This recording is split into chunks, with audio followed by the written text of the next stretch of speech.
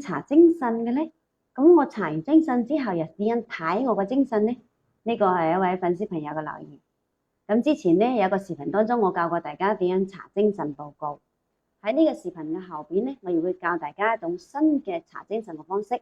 當你查到你自己嘅精神報告之後，好多人就會覺得我唔識點樣睇我自己嘅精神報告究竟得定係唔得，有冇咩問題？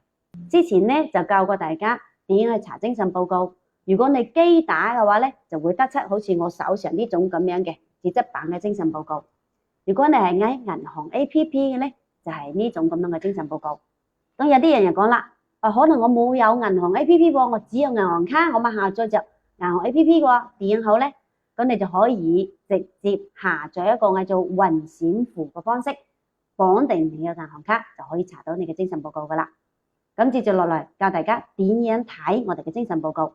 當我哋攞到手嘅呢，就係呢份咁樣嘅精神報告。咁紙質版嘅精神報告呢，就睇個人噶啦，每人嘅數量都唔同。嗱，好似呢一個呢，呢一份呢一共係有8頁紙。咁我哋首先要睇到嘅呢，就係個人信息版呢一版。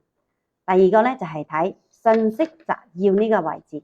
咁就睇下你究竟有幾多張銀行卡、信用卡，以及有冇逾期，就喺呢個方位噶啦。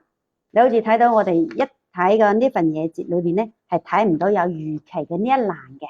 咁呢一份精神報告呢，係可以直接回答你，係冇問題嘅。咁詳細嘅話呢，就要翻開到裏面去睇詳細嘅每一頁紙，詳細嘅係點樣嘅情況啦。嗱，眼前嘅呢一份精神報告呢，就好特別噶啦，一共有17頁。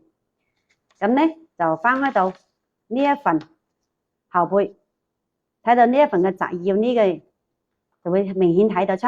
嗱，呢個位置你見到噶啦，單純信用卡都有4張，跟住咧佢貸款類有38個。咁詳細違約呢個位置見到嘛？最明顯嘅呢隻字，呢隻好重要吓。呢隻好明顯嘅咧就係一張咩啊？就係呆賬。咁呢個可以講就係黑名單當中嘅黑名單。咁呢個欠嘅金額比較大嘅。咁詳細嘅係幾時開始欠咧？就要睇裏頭嘅詳細嘅板塊裏頭就可以明顯睇得出噶啦。跟住佢呢邊可以睇得出，佢欠嘅最高嘅逾期額度係2300幾，呢個非循環嘅，呢個係卡嘅係2900幾，次數最長嘅透支嘅次數一個係7次，呢個係3次，月份呢度係犀利咯，32個月，呢度係5個月，賬戶有2個，呢個係2個，所以咧呢個基本上可以直接回答，係根本就係睇唔到款噶啦。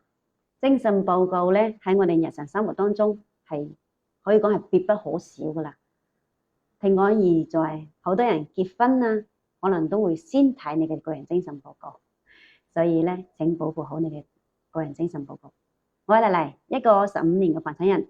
如果你有關於房產方面嘅任何問題，都可以揾我。我哋下期再見。